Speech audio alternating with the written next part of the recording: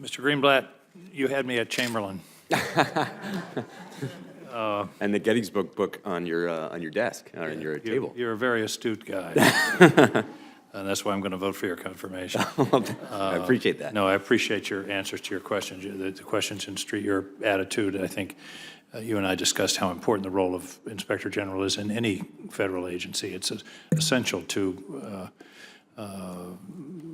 undergirding public confidence in the efficacy of our federal agencies. Mr. Giorgiani,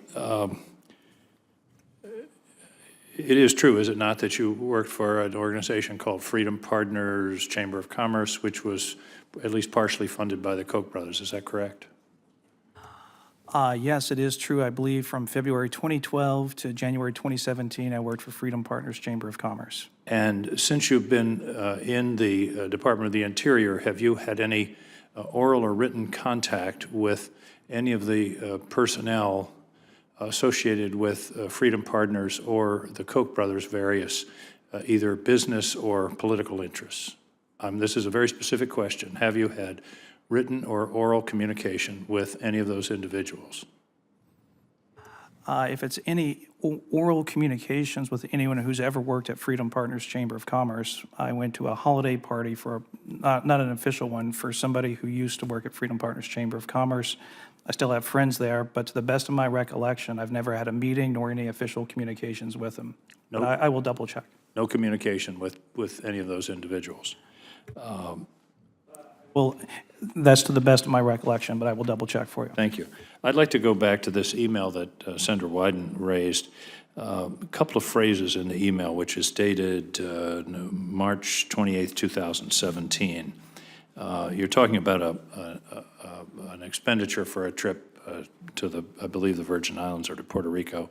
There's a parenthetical in the first paragraph of your email. OIGs love travel investigations. They are easy to document and spin in a negative way. What in the hell do you mean by that? Oh, if you're engaged in violations of travel policy, it's incredibly easy to document. And when you It's the spin in a negative way Oh. that implies a disrespect for the Office of the Inspector General. Can you respond? Oh, yeah, not for the Office of the Inspector General. I will say having... It says OIGs. Oh, yes. There are two things very quickly. Office of Inspector General at Interior is phenomenal. I had the pleasure of working with Earl Devaney for 8 years. That's not what you said in this email. You but said no, OIGs can spin it in a negative way. What did you mean by that? I will take Doesn't that imply disrespect for the Office of Inspector General? I can only say I have the highest, utmost respect for the Office of the Inspector General. Well, I can only say that's inconsistent with what you said in your email. The second piece of the email is, nevertheless, at the end of the day, our job is to protect the Secretary. Isn't your job to protect the American people? Are you the Secretary's lawyer, or are you the Department of the Interior's lawyer? Thank you for the question. That email was I'm sent... like March Senator 28th, Rono. Never mind the 2017. thank you for the question. At that point, that was several months before I joined the Solicitor's Office. I was a special assistant in the Office of the Secretary. And it is important when you have senior political officials, it's not just, they sometimes have to be protected against junior politicals who are taking travel and expending taxpayers' dollars and doing it in a way that's inconsistent with our obligations to the American people.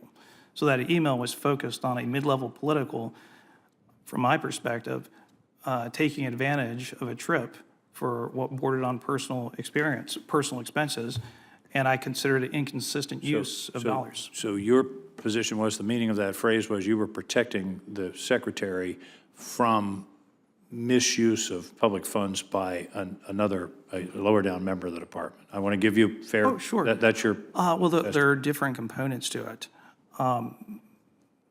That particular political appointee who didn't last long at the U.S. Department of the Interior, this just being one example of what I considered not adhering to the point that public trust is a public responsibility. I appreciate that. But one final question.